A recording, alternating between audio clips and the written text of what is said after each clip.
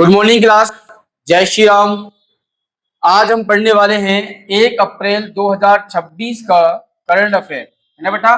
March month आपका आज समाप्त हो जाता है। आज से आपका अप्रैल मंथ स्टार्ट होता है और हम 1 अप्रैल 2026 का जो है करंट अफेयर आज आपको पढ़ाने वाले हैं। ध्यान रखना बेटा, आप किसी भी एग्जाम की तैयारी कर रहा हो, चाहे वो स्टेट एग्जाम हो चाहे वो सेंट्रल एग्जाम हो, किसी भी एग्जाम में आप बैठोगे तो आपके लिए करंट अफेयर बहुत ज्यादा दिखेगा आपके लिए एग्जाम में, और क्वेश्चन आपको है बनेंगे, है ना। यदि आप क्लास ले रहे हो कंटिन्यू तो क्वेश्चन आपको बनेंगे भी, ये आपको ध्यान रखना है ना। तो सभी क्लासेस आपको जो है ना एक नोट्स बनाते हुए पढ़ना है बेटा, नोट्स बनाते हुए आपको छापते हुए पढ़ना है। चलिए स्टार्ट करते हैं। तो पहला क्वेश्चन है, हाल ही में गांधीनगर में स्थित सम्राट संस्कृति संग्रहालय का उद्घाटन किसने किया, है ना बेटा। अभी हाल ही में बेटा गांधीनगर, ये कहाँ पर है? गुजरात। कहाँ पर है? गुजरात में है गांधीनगर, है ना। गुजरात की राजधानी है गांधीनगर। गांधीनगर में स्थित सम्राट संस्कृति संग्रहालय का उद्घाटन किया है ना, उद्घाटन किए हैं। तो सबसे पहले बेटा ये बता देखना है आपके लिए, तो कहाँ है? तो ये बेटा गांधीनगर के कहाँ पर है? गांधीनगर के ना कोबा गांव में है। कहाँ पर है? कोबा गांव में है। क्लियर है? गांधीनगर के कोबा गांव में है, ये आपको ध्यान रखना है। कोबा गांव में है। और गांधीनगर के जो कोबा गांव है ना बेटा, उसमें आपका जैन जैन जो आपका जैन आराधना केंद्र है। क्या है आपका? जैन आराधना केंद्र, महावीर जैन आराधना केंद्र, जैन आराधना केंद्र में स्थित है ना। ये आपका संस्कृति संग्रहालय जो है वो गांधीनगर के कोबा गांव में स्थित है ना, कोबा गांव में। और महावीर जैन आराधना केंद्र में अंदर स्थित है, उसी परिसर में स्थित है ना। इसका नाम है संस्कृति। क्या है? संस्कृति। इसी का उद्घाटन किया है पीएम मोदी ने, है ना बेटा। पीएम मोदी ने 31 मार्च को, कब किया बेटा? 31 मार्च को किया है, ये आपको ध्यान रखना है ना। 31 मार्च 2026 को किया है, महावीर जयंती पर। कब किया है? महावीर जयंती पर किया है, 31 मार्च 2026, है ना बेटा। तो गांधीनगर के कोबा गांव में महावीर जैन आराधना केंद्र में स्थित है संस्कृति संग्रहालय, सम्राट संस्कृति संग्रहालय। इसका उद्घाटन किया है नरेंद्र मोदी ने 31 मार्च 2026 को किया है। ठीक है बेटा। इस संग्रहालय में लगभग 2000, कितनी बेटा? लगभग 2000 कलाकृतियां हैं। क्या है बेटा? कलाकृतियां हैं जो दुर्लभ है। कैसी है? दुर्लभ है ना। 2000 लगभग जो आपकी है, क्या है? कलाकृतियां हैं जो कि क्या है बेटा? दुर्लभ है। और जैन धर्म से संबंधित जो बेटा कलाकृति हैं उनके संरक्षण के लिए ये क्या बनाया है अपना? ये आपका संग्रहालय बनाया है, ये आपको ध्यान रखना है ना। 31 मार्च 2026 को महावीर जयंती मनाई गई। क्या बेटा? महावीर जयंती मनाई गई। क्या मनाई गई बेटा? महावीर जयंती मनाई गई, है ना। महावीर जयंती बेटा क्या होती है? महावीर जयंती जो आपके जैन धर्म के 24वें तीर्थकर, है ना। तीर्थकर कौन थे बेटा? महावीर थे, है ना। कौन थे बेटा? महावीर थे, है ना। 24वें तीर्थकर, है ना। इनकी जयंती पर मनाई जाती है। किस मनाई जाती है बेटा? जयंती पर मनाई जाती है, जन्म जयंती पर मनाई जाती है। इनका जन्म हुआ था 599 ईसा पूर्व पे, है ना।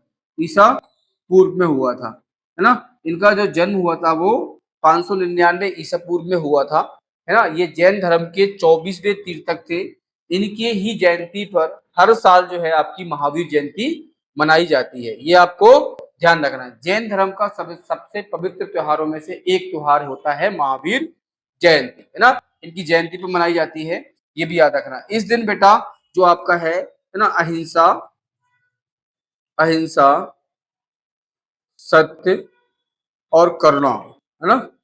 अहिंसा सत्य और करुणा का उजागर करता है ये दिन, है ना। अहिंसा को, सत्य को और करुणा को, है ना।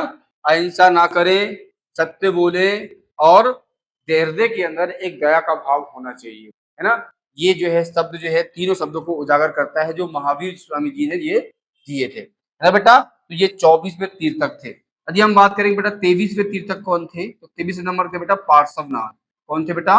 पार्श्वनाथ थे, ये आपको ध्यान रखना है ना।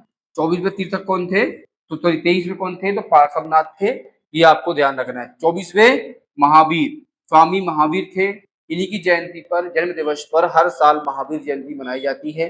इनका जन्म 599 ईसा पूर्व में हुआ था, है ना। इस दिन अहिंसा, सत्य और करुणा को उजागर किया जाता है, ये आपको ध्यान रखना है ना। महावीर जयंती के दिन ही नरेंद्र मोदी ने सम्राट संपत्ति संग्रहालय का उद्घाटन किया, है ना। ये जैन धर्म से जो आपकी जो कलाकृति है उनको संरक्षित करने के लिए ये संप्रति नाम का एक संग्रहालय बनाया है। कहाँ बनाया है ये? महावीर जैन आराधना केंद्र जो आपका गांधीनगर के कोवा गांव में बना हुआ है। इसी के अंदर जो है ना संप्रति जो संग्रहालय उसका उद्घाटन नरेंद्र मोदी ने किया है, ये आपको ध्यान रखना है। वही हम बात करेंगे बेटा, महावीर जो आपके हैं ना, महावीर जो आपके हैं, महावीर का जो आपके जन्म की बात करेंगे तो महावीर स्वामी जो आपके थे, महावीर स्वामी जैन धर्म के, है ना, वीर महावीर स्वामी, है ना, स्वामी। इनका जो आपका देखेंगे जन्म की बात करेंगे तो इनका जन्म कब हुआ था बेटा? इनका जन्म हुआ था 599 ईसा पूर्व में हुआ था। कब हुआ था? ईसा पूर्व में हुआ था, 599 ईसा पूर्व में। और ये कहाँ हुआ था? कुंडग्राम में हुआ था। कहाँ हुआ था? कुंडग्राम में हुआ था। और ये इक्ष्वाकु वंश ना, इक्ष्वाकु वंश में हुआ था। किसमें हुआ था बेटा? इक्ष्वाकु वंश में हुआ था। ये आपको ध्यान रखना, वंश का भी पूछता है कि कौन सा वंश था। महावीर स्वामी का जो वंश था वो कौन सा था? तो इक्ष्वाकु वंश था इनका, है ना। एक जन्म कहाँ हुआ था? कुंडग्राम में हुआ था। कुंडल भी आता है ना, कुंडग्राम में हुआ था, 599 में हुआ था। ये जैन धर्म के 24वें तीर्थक थे। क्या थे बेटा? 24वें तीर्थक थे, या ध्यान रखना है ना, तीर्थक थे, आपको ध्यान रखना है। 24वें तीर्थक थे, है ना। ये क्वेश्चन पूछता है कौन से तीर्थक थे? 24वें तीर्थक थे, है ना। 23वें कौन थे बेटा? 23वें थे पार्श्वनाथ, है ना, पार्श्वनाथ थे, ये आपको ध्यान रखना है, पार्श्वनाथ थे, है ना। और महावीर स्वामी का जो जन्म हुआ था वो 599 में कुंडग्राम में इक्ष्वाकु वंश में हुआ था। इनके पिता का नाम भी पूछता है बेटा, है ना। पिता का नाम क्या था?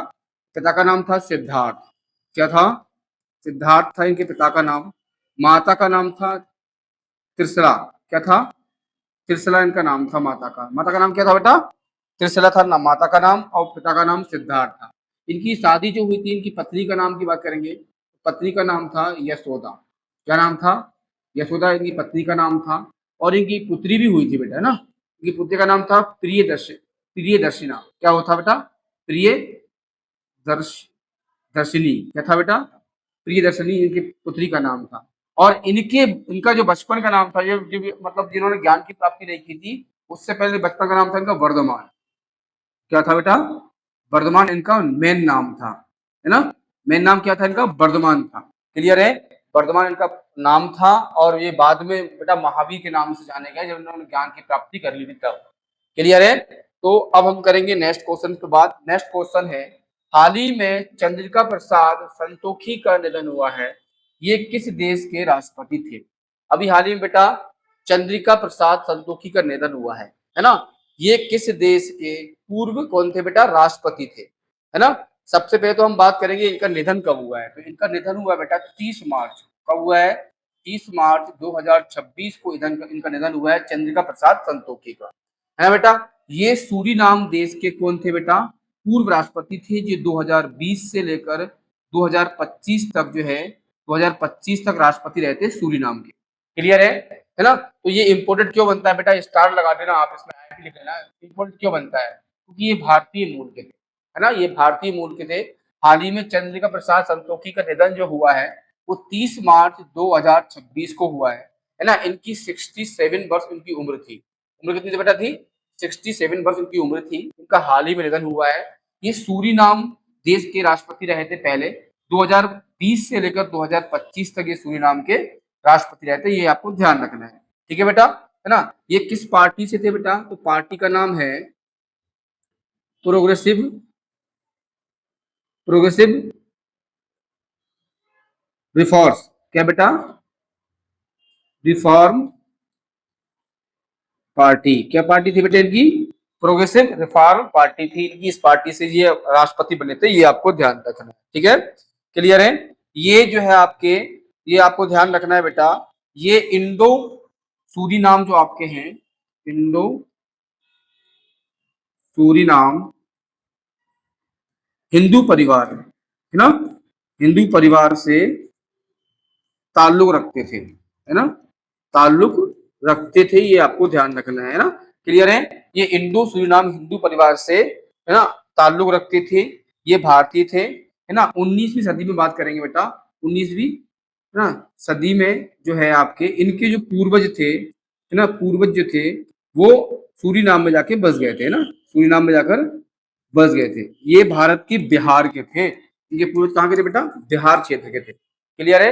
ये इंडो सूरीनाम हिंदू परिवार से ताल्लुक रखते थे और ये 19वीं सदी में इनके पूर्वज जो है ना अपने बिहार जो आपका है, बिहार भारत का, उसमें उस क्षेत्र से कहाँ चले गए थे बेटा, सूरीनाम में जाकर बस गए थे।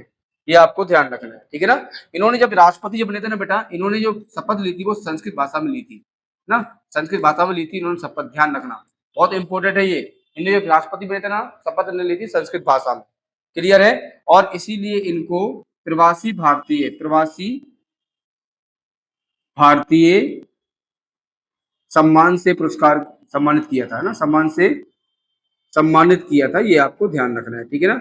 इनको प्रवासी भारतीय सम्मान से भी सम्मानित किया गया था। ये शपथ जब इन्होंने ली थी ना संस्कृत भाषा में ली थी। ये भारत के जो मूल के थे, है ना, ये भारत के बिहार क्षेत्र में रहते थे इनके पूर्वज, जो बाद में जाके सूरीनाम में जाके बस गए थे। ये आपको ध्यान रखना है, सूरीनाम में जाके ये बस गए थे, है ना। तो ये आपको ध्यान रखना है, ये आपका हिंदू, अपने भारत के जो इनके पूर्वज थे हिंदू परिवार से थे, है ना। इसीलिए इनको इम्पोर्टेंट है, इनके हमारे भारत से और इनके बहुत अच्छे संबंध थे, है ना। इसीलिए बहुत इंपॉर्टेंट है और हिंदू परिवार से थे, हमारा भारतीय हिंदू राष्ट्र है ना। ये क्वेश्चन ऐसे बन जाते हैं। तो हाल ही में चंद्रिका प्रसाद संतोखी का जो निधन हुआ है ना, वो इंडो इंडो सूरीनाम हिंदू परिवार से ताल्लुक रखते थे। इनके पूर्वज जो थे वो 19वीं सदी में भारत से जाकर वहां जाकर बस गए थे, है ना। जब ये राष्ट्रपति बने थे बेटा, इन्होंने संस्कृत भाषा में शपथ ली थी और इनको प्रवासी भारतीय सम्मान से भी सम्मानित किया गया है। 2020-25 में ये सूरीनाम के राष्ट्रपति रहे थे। किस पार्टी से रहे थे बेटा, प्रोग्रेसिव रिफॉर्म पार्टी से ये वहां पर रहे थे, ठीक है ना। और किस देश के थे, ये सूरीनाम के थे। भाई हम बात करेंगे आगे सूरीनाम के बारे में बात करेंगे। सूरीनाम जो बेटा है आपका एक देश है, दक्षिण अमेरिका महाद्वीप की उत्तरी तट पर स्थित है ये, है ना। दक्षिण आपका जो है ना आपका दक्षिण जो आपका ऐसा है अमेरिका, है ना, दक्षिण अमेरिका जो है आपका अमेरिका, तो यहाँ पर ये उत्तरी तट पर, यहाँ पर है ना, उत्तरी तट पर स्थित है ना, उत्तरी तट पर ये स्थित है सूरीनाम। ये एक क्या है, स्वतंत्र गणराज्य है। क्या है, सूरीनाम एक स्वतंत्र गणराज्य है, समृद्ध देश है। एक छोटा सा क्या है बेटा, सबसे छोटा समृद्ध देश है। कहाँ का है, दक्षिण अमेरिका महाद्वीप के उत्तरी तट पर स्थित एक छोटा संप्रभुत्व देश है। और 25 नवंबर 1975 को नीदरलैंड से इसे स्वतंत्रता मिली थी, है ना। ये नीदरलैंड के कब्जे में था, जैसे हमारा भारत किसके कब्जे में था, ब्रिटिश के कब्जे में था। वैसे ही सूरीनाम जो है ना बेटा वो नीदरलैंड के कब्जे में था 1975 से पहले। 1975 में इसको स्वतंत्रता मिली, इससे बेटा नीदरलैंड से, है ना। इसे मिनी इंडिया भी कहा जाता है, ये बहुत इंपॉर्टेंट है बेटा, ध्यान रखना, स्टार लगा के चलना इस पे। इसे जो है ना मिनी इंडिया भी कहा जाता है। क्यों कहा जाता है, क्योंकि इसकी 27 से 30% जनसंख्या जो है ना बेटा वो हिंदू है। क्या है, हिंदू है। और हमारा भारत भी क्या है बेटा, हिंदुओं का देश है ना। सबसे ज्यादा जनसंख्या जो है आपकी हिंदू है, इसके बाद सभी अल्पसंख्यक में है ना। तो यहाँ पर भी जो है ना 27 से 30% जनसंख्या जो है हिंदू है, इसीलिए इसे मिनी इंडिया के नाम से भी जाना जाता है ना। इसकी राजधानी पारा मारिबो है ना। इसकी राजधानी क्या है बेटा, पारा मारिबो। अब लिख के रख लो, इसकी राजधानी आपको क्वेश्चन में आएगी, है ना, ये आने वाली राजधानी, ठीक है ना, आने वाली, ध्यान रखना। तो राजधानी पारा मारिबो है। इसकी मुद्रा है सूरीनाम डॉलर और राष्ट्रपति हैं जेनिफर गेर्लिग्स सिमन्स, है ना। ये पहली महिला है सूरीनाम की, जो महिला है जो राष्ट्रपति बनी है, ये ध्यान रखना। ये सूरीनाम की पहली महिला राष्ट्रपति है, ठीक है ना। सूरीनाम की पहली महिला राष्ट्रपति है, ये आपको ध्यान रखना है, ठीक है ना। सूरीनाम की पहली महिला राष्ट्रपति है कौन, जेनिफर गेर्लिग्स सिमन्स। ये आपकी पहली महिला है सूरीनाम की जो राष्ट्रपति बनी है सूरीनाम की, है ना। यहाँ की भाषा जो है डच है। तो आपको मुद्रा और राजधानी तो याद करना ही पड़ेगा, ये आपको ध्यान रखना है। राष्ट्रपति भी आप कर सकते हो, ये 3 से क्वेश्चन आएगा ही आएगा। तो सूरीनाम दक्षिण अमेरिका महाद्वीप के उत्तरी तट पर स्थित एक छोटा सा समृद्ध देश है। ये 1975 से पहले नीदरलैंड के कब्जे में था, ये स्वतंत्र हो गया है। मिनी इंडिया कहा जाता है इसको। राजधानी है पारामारिबो, सूरीनाम। और इसके नाम सूरीनाम, इसकी मुद्रा है बेटा सूरीनाम डॉलर, है ना।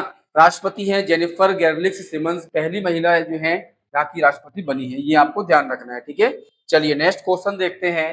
हाल ही में किस देश ने 16 साल से कम उम्र के बच्चों के लिए सोशल मीडिया पर प्रतिबंध लगाया है बेटा। ध्यान रखना बेटा कि बच्चों के लिए आजकल बहुत तेज जो है ना, सभी देश जो है ना चिंतित हैं बच्चों के लिए कि सोशल मीडिया पर इनको जो है ना ज्यादा देर तक नहीं ठहरने दें, है ना। सोशल मीडिया पे क्या है, आजकल जो कंटेंट है वो मतलब आपकी संस्कृति को डुबोने वाले हैं, है ना, डुबाने वाले हैं। आजकल के जो कंटेनर है जो ना, उनको क्या पता कौन सा भूत सवार है जो अश्लील, बेफजूल, बेभद्दे जो है ना आपके कंटेंट बना रहे हैं, जिससे बच्चों के संस्कृति, बच्चे के व्यवहार पर बहुत ज्यादा असर पड़ रहा है ना।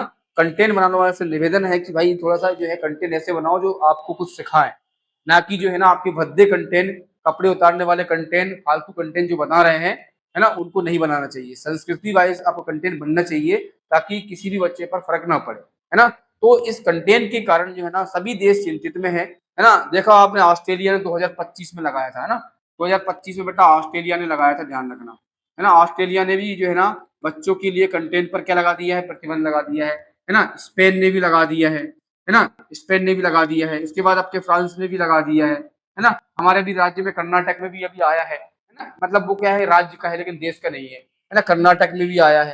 तो ऐसे क्या है, बड़े बड़े जो आपके जो देश है, यूके है ना, यूके में भी लगा है ना। ऐसे बड़े बड़े देश हैं जो बच्चों के भविष्य के लिए, संस्कृति के लिए बड़े जो है ना चिंतित है ना। सभी देश जो है ना कंट्रोल पर, फेसबुक हुआ आपका, ट्विटर हुआ, फेसबुक, ट्विटर आपके, सॉरी इंस्टाग्राम, है ना। तो ऐसे जो आपके हैं टेलीग्राम, इन पर जो है ना बैन लगाया जा रहा है, बच्चों को ना देखा जाए, है ना। तो बच्चों के देखने के लिए प्रतिबंध लगाया है, सभी लोगों के लिए लगाया, ध्यान रखना। जिस बच्चे की उम्र 16 साल है उससे कम उम्र के बच्चों के लिए प्रतिबंध लगाया है, वो लगाया है बेटा इंडोनेशिया देश ने। किसे लगाया है, इंडोनेशिया लगाया है। और ये एशिया का, ध्यान रखना बेटा, इंडोनेशिया एशिया का, कौन से एशिया का, दक्षिण पूर्व एशिया का, है ना। दक्षिण पूर्व एशिया जो आपका है वो है ना, उसका पहला देश है जिन्होंने ऐसा जो है ना, पहला देश है जिसने ये है ना सोशल मीडिया पर बैन लगाया है बच्चों के लिए, है ना। सोशल, आपको ध्यान रखना है, सोशल सोशल मीडिया पर बैन लगाया है बच्चों के लिए, ध्यान रखना। ये दक्षिण पूर्वी एशिया का पहला देश है इंडोनेशिया, जिसने बच्चों को देखने के लिए सोशल मीडिया पर बैन लगाया है। ये आपको ध्यान रखना है, ठीक है, क्लियर है। इस प्रकार के बैन जो है ना ऑस्ट्रेलिया, स्पेन, फ्रांस और यूके जैसे देश भी लगा चुके हैं, है ना। और अभी ये मुहिम चलाई है किसने बेटा, इंडोनेशिया ने, है ना। बच्चों के भविष्य के लिए सभी देश जो है ना धीरे धीरे सतर्क हो रही है ना। जब से ये एआई आया है तो उसका क्या गलत यूज किया जा रहा है। एआई बहुत अच्छी चीज है लेकिन उसका सत उपयोग किया जाए तो, है ना, उसका क्या गलत उपयोग किया जा रहा है ना। काफी जो चीजें हैं मतलब, है ना, वो सब समझदार हैं आप लोग, है ना। तो ये सब चीजें हैं, कंटेंट बनाने वालों पर थोड़ी सी रोक लगाई जाए तो अच्छी है ना। बच्चों देखो बैन तो आप कितनी लगा लो, बच्चों तो भाई मोबाइल तो देखेंगे, टीवी देखेंगे, यूट्यूब देखेंगे, है ना। क्या बच्चे क्या नहीं देखेंगे, बच्चों पर प्रतिबंध नहीं लगाओ। आप यूट्यूब कंटेंट बनाने वालों को जो है ना चेतावनी दो कि आप भद्दे, है ना, अभद्र व्यवहार वाले ऐसे कंटेंट न बनाए, है ना। उनके लिए गाइडलाइन जारी करें तो अच्छा है ना, उनके लिए गाइडलाइन जारी करें, या बच्चों के लिए क्या गाइडलाइन जारी कर रहा हो ना। तो ठीक है ना, तो ये आपको ध्यान रखना है। ये अभी अभी मार्च 2026 में ये मुहिम चलाई है, आपको ये ध्यान रखना, क्लियर है। चलिए अब हम बात करेंगे आगे, इंडोनेशिया के बारे में बात कर लेते हैं। ये एक द्वीपीय समूह देश है, ये आपको ध्यान रखना है ना। लगभग इसमें बेटा 7,508 द्वीप है लगभग, ये ध्यान रखना। ये लगभग बता रहा हूं मैं आपको, लगभग 7,508 द्वीप है इंडोनेशिया में। और ये एक द्वीप समूह देश है, ध्यान रखना। ये द्वीप समूह देश है आपका एशिया महाद्वीप में। दुनिया का सबसे बड़ा मुस्लिम आबादी वाला देश है इंडोनेशिया, दुनिया का सबसे बड़ा मुस्लिम आबादी वाला देश है इंडोनेशिया। और वैसे ऑल ओवर में दुनिया का चौथा सबसे बड़ा देश है आबादी में, है ना। अभी है ना आपका पहला आपका जो है ना भारत आ गया है ना, भारत इस नंबर में आ गया है, लेकिन जनगणना नहीं हुई है 2000 2011 की जनगणना के अनुसार बेटा दूसरे नंबर पे है भारत, लेकिन वर्तमान में देखा जाए तो पहले नंबर पे आ गया है ना। और दुनिया का चौथा सबसे बड़ा है इंडोनेशिया, जनसंख्या बहुत ज्यादा है। इसकी राजधानी है जकार्ता, जकार्ता। मुद्रा है बेटा इंडोनेशिया रुपया। राष्ट्रपति हैं प्रबोवो सुबियांतो, है ना, प्रबोवो सुबियांतो इसके राष्ट्रपति हैं। इंडोनेशिया है, इंडोनेशिया रुपया इसकी मुद्रा है। राजधानी है जकार्ता, ये आपको ध्यान रखना है, क्लियर है। ये दुनिया का, ध्यान रखना, सबसे बड़ा मुस्लिम आबादी वाला देश है, ये आपको ध्यान रखना है, और चौथा सबसे बड़ा देश आबादी में, क्लियर। चलिए नेक्स्ट देखते हैं अपन। हाल ही में भारतीय नौसेना ने, है ना, IONS समुद्री अभ्यास ना, इमेक्स TTX 2026 का आयोजन कहाँ किया है ना। अभी हाल ही में बेटा एक सैन्य अभ्यास जो है शुरू किया है, इसने किया बेटा भारतीय नौसेना ने, IONS समुद्री अभ्यास, है ना। इस अभ्यास का नाम है बेटा इमेक्स TTX 2026। ये बेटा अभ्यास का नाम याद रखना है आपके लिए, ये किया गया है। सबसे पहले तो आप ये देखो IONS जो है ना आपका, ये क्या है ना। IONS बेटा क्या है, ये है ना इंडियन ओशन नेवल सिंपाजियम है। क्या है बेटा, Indian Indian ocean Indian ocean Indian ocean naval सिंपा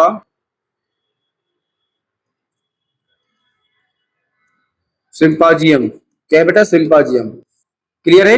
Indian ocean naval symposium है ये, इसका पूरा नाम है बेटा, है ना। ये ध्यान रखना है ना। ये भारत जो है ना इसका क्या अध्यक्ष है, क्या है इसका, भारत क्या है इसका अध्यक्ष है, भारत इसका, है ना। 2026 में बना है, 2028 तक इसका अध्यक्ष रहेगा भारत। क्लियर है, कब तक रहेगा, 2028 तक। ये आपको ध्यान रखना है। IONS जो आपका है इसका फुल फॉर्म है इंडियन ओशन नेवल सिंपाजियम, इसके अध्यक्ष है भारत, है ना बेटा। 2026 से बने हैं और ये 2028 तक रहेगा। जो जो आपका हिंद महासागर है उसके आसपास में जो तट पर जो देश है उनका एक ग्रुप है ये। क्या है बेटा, उनका एक ग्रुप है, ये आपको ध्यान रखना है। तो देश कौन कौन से आएंगे बेटा, जैसे अपना बांग्लादेश आ जाएगा, क्या जाएगा, बांग्लादेश आ जाएगा, बांग्लादेश आ जाएगा, है ना। दूसरे की बात करेंगे बेटा तो क्या जाएगा, फ्रांस आ जाएगा, इंडोनेशिया आ जाएगा,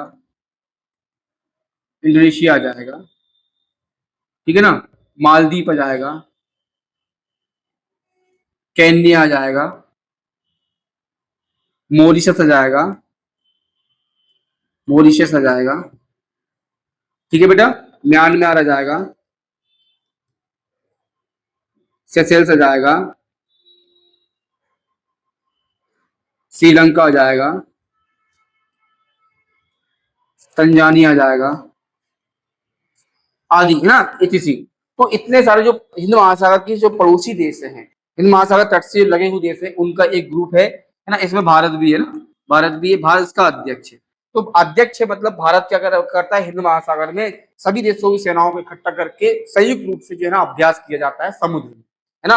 अभी जो युद्ध किया गया है बेटा वो कोची में स्टार्ट किया है। कहां पर किया है, कोची में स्टार्ट किया है। ये आपको ध्यान रखना है, ये अभ्यास इमेक्स TTX 2026, ये एक क्या है बेटा, टेबल टॉप अभ्यास है ना, टेबल टॉप अभ्यास है, आपको ध्यान रखना है। ये क्या है, तो टेबल टॉप अभ्यास है, टेबल टॉप अभ्यास है इमेक्स TTX 2026, है ना। ये अभी किया गया है। IONS जो है आपका इंडियन ओशन नेवल सिंपाजियम, अध्यक्ष भारत है इसके, 2026 से 28 तक रहेंगे। इसमें ये सभी देश जो आपको बताए मैंने आपको, इन देशों की सेनाएं मिलकर जो है ना समुद्र में अभ्यास करती हैं, है ना। एक अच्छी मजबूती और मित्रता के लिए ये अभ्यास करती है ना। अभी कोची में स्टार्ट किया है, ये आपको ध्यान रखना है। क्लियर है बेटा। चलिए नेक्स्ट क्वेश्चन देखते हैं अपन।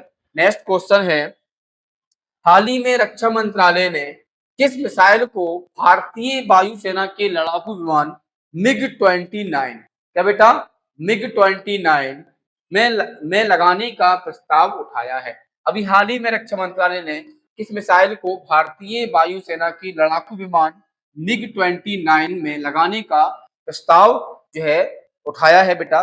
सबसे पहले तो MiG-29 की बात करेंगे बेटा, ये एक लड़ाकू विमान है। इसको बेटा 1987 में, कब, 1987 में भारतीय रक्षा में शामिल किया गया था, है ना, भारतीय रक्षा प्रणाली में शामिल किया गया था। ये आपको ध्यान रखना है, ठीक है ना। MiG-29 जो है ना एक लड़ाकू विमान है जो 1987 में भारतीय रक्षा प्रणाली में शामिल किया गया था। अभी लगभग बेटा 55 समथिंग जो आपके लड़ाकू जो आपके विमान है, क्या है बेटा, विमान है, आपको ध्यान रखना है। 55 विमान लगभग भारत में अपने ये है, ये आपको ध्यान रखना है। MiG-29 लड़ाकू विमान है, 1987 में भारतीय सेना में शामिल किया गया था। इसी विमान में जो अभी हाल ही में बेटा AS राम जो आपकी एक मिसाइल है ना, उस मिसाइल को शामिल करने का बोला गया है, ठीक है ना। AS राम मिसाइल है ना। ये कैसी, इसका फुल फॉर्म क्या है बेटा, तो ये है एडवांस शॉर्ट